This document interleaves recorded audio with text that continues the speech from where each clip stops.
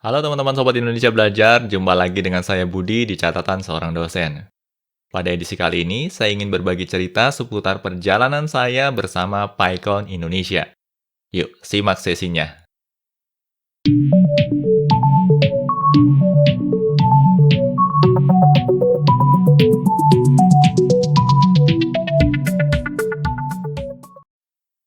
Pertama-tama di sini saya perlu perkenalkan terlebih dahulu apa itu Python Conference. Python Conference atau biasa disingkat PyCon merupakan event tahunan terbesar yang diselenggarakan oleh komunitas Python di berbagai negara. Beberapa di antaranya ada PyCon US di Amerika Serikat, PyCon JP di Jepang, PyCon Singapura, PyCon India, PyCon Australia, dan banyak lagi, termasuk PyCon ID di Indonesia. Untuk skala regional yang lebih besar, ada juga PyCon APEC, yang mencakup wilayah Asia Pasifik.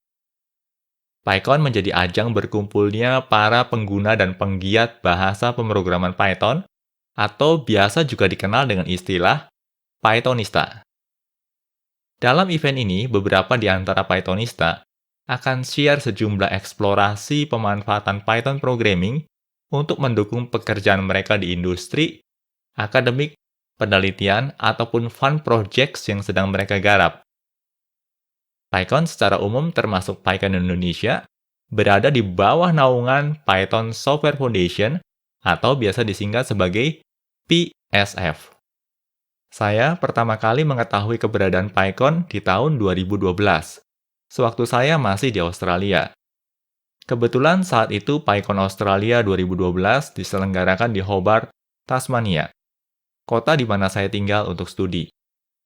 Hanya saja waktu itu saya berhalangan untuk menghadiri PyCon Australia. Padahal lokasinya bisa terbilang sangat berdekatan dengan kampus saya. Lalu di tahun 2017, saya kembali ke Indonesia dan sempat mendengar soal PyCon Indonesia. Tetapi kembali, saya pun mesti melewatkannya lagi. Padahal PyCon Indonesia 2017 merupakan PyCon Indonesia pertama. Lalu di tahun 2018, kejadian yang sama pun terulang lagi.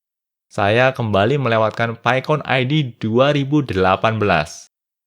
Dan akhirnya saya pun bertekad untuk tidak melewatkannya lagi di tahun 2019. PyCon ID 2019 merupakan PyCon pertama yang saya ikuti. Saat itu saya membawakan talk seputar penulisan kode Python yang idiomatik atau seringkali dikenal dengan istilah Pythonic. PyCon ID 2019 ini diselenggarakan di Surabaya, tepatnya di Universitas Ciputra, Surabaya. Dan ini merupakan tech talk pertama saya setelah kembali ke Indonesia. PyCon ID 2019 benar-benar membuka wawasan baru bagi saya. Saya mulai bisa melihat bagaimana penerapan data science di industri yang begitu agresif. Awalnya saya berasumsi bahwa research paper dan scientific methods di Indonesia hanya sebatas diakses oleh kalangan akademisi saja. Tetapi, ternyata asumsi tersebut salah total. Saya benar-benar terkejut melihat bagaimana teman-teman di industri menerapkan time series analysis, geospatial analysis, dan juga machine learning untuk menyelesaikan permasalahan yang mereka hadapi di industri. Jujur saja, saya mulai merasa insecure dan butuh untuk catch up lagi. Saat itu saya kembali disadarkan bahwa spirit eksplorasi yang pernah saya miliki sewaktu saya menjalani PhD dulu perlu saya bangkitkan kembali. Personally, PyCon ID 2019 benar-benar meninggalkan kesan tersendiri bagi saya. Oh ya, PyCon ID 2019 juga mempertemukan saya dengan Mas Dima Maharika Dinama yang akhirnya menghantarkan kita untuk menggerakkan kembali komunitas Python Bandung. Pada tahun 2020, saya dihubungi oleh Mas Dima dan ditawari untuk bergabung dalam kepanitiaan PyCon ID 2020. Dikarenakan pandemi, kita mesti melangsungkan PyCon ID kali ini secara online. Saat itu Mas Dima yang in charge sebagai lead committee, dan saya in charge di pencarian serta seleksi speakers. Dalam kepanitiaan ini, saya berkesempatan untuk bekerja bersama orang-orang hebat yang juga penggerak komunitas Python di berbagai regional. Ada yang berasal dari komunitas Python Surabaya, Jogja, Makassar, dan juga Bandung. Saya pribadi banyak belajar seputar pencarian dan seleksi speaker dari Mas Doni dan Mas Tegar, yang memang sudah berpengalaman di beberapa PyCon ID sebelumnya. Mas Dima selaku lead juga memiliki visi yang jelas untuk menghadirkan PyCon ID 2020 yang walaupun mesti dilangsungkan secara online, tetapi tetap menawarkan experience yang spesial. Ada berbagai inovasi dan ide kreatif yang dituangkan oleh setiap personil dalam kepanitiaan PyCon ID. Mulai dari tema, desain logo, desain merchandise, poster, pemilihan platform conference, dan banyak lagi. Panitia mulai bekerja sekitar 6 bulan sebelum pelaksanaan PyCon ID. Persiapan yang matang menurut saya menjadi kunci sukses bagi PyCon ID 2020. Ini benar-benar menjadi ajang pembuktian bahwa online conference pun bisa tetap engaging dan menarik untuk diikuti. Kami menerima banyak sekali positive feedbacks dari peserta maupun speakers. Saat itu, PyCon ID juga berhasil menarik banyak speakers yang berasal dari berbagai belahan dunia.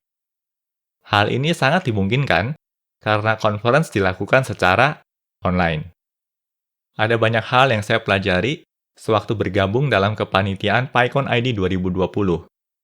Dan untuk PyCon ID 2021, saya pun memutuskan untuk kembali bergabung dalam kepanitiaan. Di tahun 2021, PyCon ID pun mesti kembali dilangsungkan secara online. Karena posisi lead yang masih kosong, akhirnya Mas Dima pun kembali step in sebagai lead committee untuk PyCon ID 2021. Saya pun kembali in charge dalam proses pencarian dan seleksi speakers. Fokus besar kami di PyCon ID 2021 adalah untuk mengantisipasi berbagai kendala yang pernah kami hadapi sebelumnya di PyCon ID 2020, serta meningkatkan layanan baik kepada peserta maupun speakers serta moderator. Upgrade terbesar yang kami lakukan pada PyCon ID 2021 terutama sekali ada di sisi platform. Kami benar-benar berusaha untuk bisa menawarkan platform online conference terbaik bagi peserta.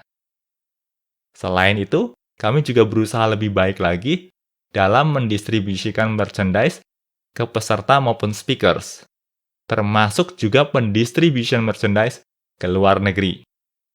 Animo dari speakers maupun peserta untuk PyCon ID 2021 ini bisa terbilang sangat tinggi. Ini bisa nampak jelas dari banyaknya jumlah talk proposal yang masuk dan juga penjualan tiket merchandise yang sudah sold out 2 minggu sebelum pelaksanaan PyCon ID. Dukungan dari pihak sponsor juga bisa terbilang luar biasa sekali. Ini juga yang akhirnya memungkinkan kami menawarkan promo code untuk menurunkan harga tiket. Bagi saya, PyCon Indonesia benar-benar menawarkan suatu pengalaman tersendiri. Dan saya berharap untuk bisa terus terlibat pada PyCon ID selanjutnya. Nah, itu tadi sekilas kisah keterlibatan saya dengan PyCon, khususnya PyCon Indonesia sampai dengan akhir tahun 2021. Semoga cerita ini bisa menginspirasi teman-teman untuk juga terlibat di PyCon Indonesia, baik sebagai peserta, speakers, ataupun juga panitia dan volunteer. Oh ya, ngomong-ngomong gimana nih pendapat teman-teman terkait pelaksanaan PyCon Indonesia 2021 yang baru saja berlangsung? Yuk, tuliskan pendapat kalian pada kolom komentar di bawah ini.